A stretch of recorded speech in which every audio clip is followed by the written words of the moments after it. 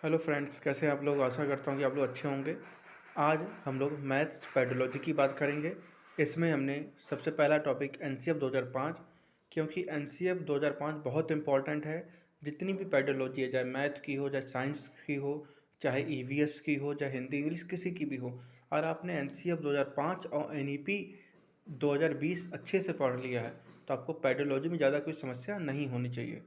तो चलिए हम लोग पढ़ते हैं कि मैथ्स पेडोलॉजी के लिए एनसीएफ 2005 क्या कहता है। पहला पॉइंट ये है कि गणित शिक्षा का निम्न उद्देश्य, यानी गणित शिक्षा का सबसे मिनिमम उद्देश्य, यानी कम से कम गणित शिक्षा से हमें क्या हासिल होगा।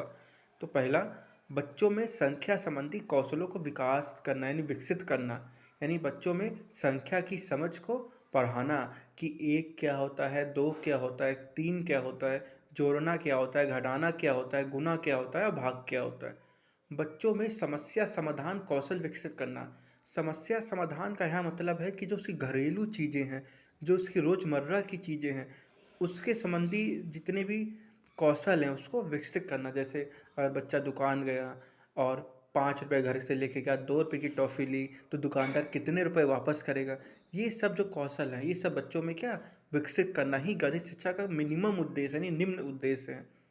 दूसरा, गणित शिक्षा सभी के लिए है। यहाँ पे सभी का तात्पर्य यह है कि चाहे किसी भी लिंग के हो, चाहे किसी भी जाति के हो, चाहे आप किसी भी धर्म के हो, चाहे किसी क्षेत्र के हो, आपके साथ कोई भी भेदभाव नहीं होगा। यानी गणित पढ़ने का अधिकार सभी को है।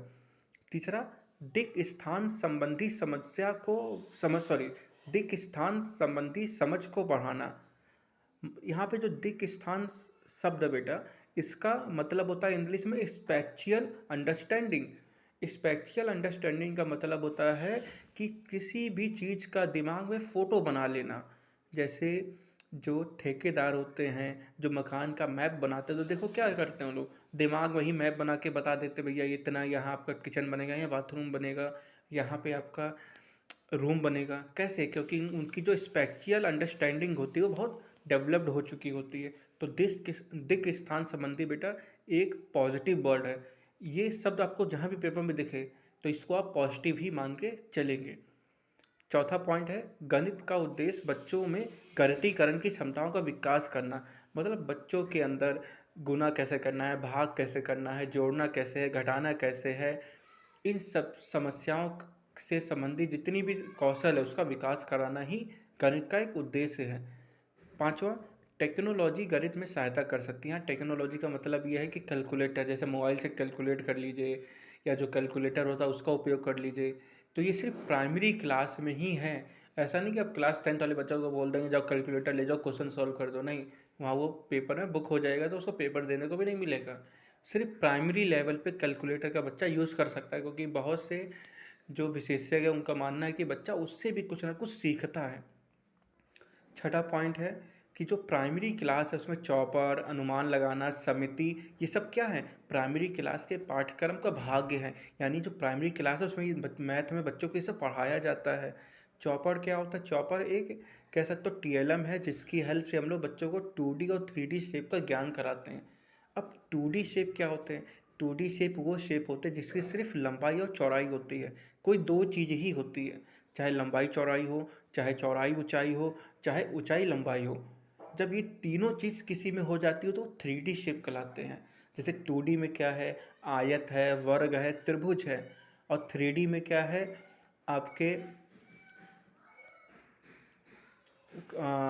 3D में ले तो बेलन ले लें, को वो शंकु ले लें आप। ये सब क्या है आपके, ये सब आपके 3D शेप हैं। अब सातवां और मेन महत्वपूर्ण पॉइंट क्या है, ये बहुत बार पेपर में पूछा गया है कि जो पूर्णांक संख्या है वो प्राइमरी क्लास का भाग नहीं है। यानी जो पूर्णांक संख्या होता है -1, -2, -3, 0, ये सब क्या है, ये सब प्राइमरी क्लास का पार्ट नहीं है। ये सब अपर प्राइमरी क्लास में आते हैं, यानी 5 के बाद पढ़ाया जाता है। तो ये आपके एनसीएफ के कुछ इंपॉर्टेंट पॉइंट थे मैथ्स के अकॉर्डिंग। आशा करता हूँ कि आपको समझ में आए होंगे।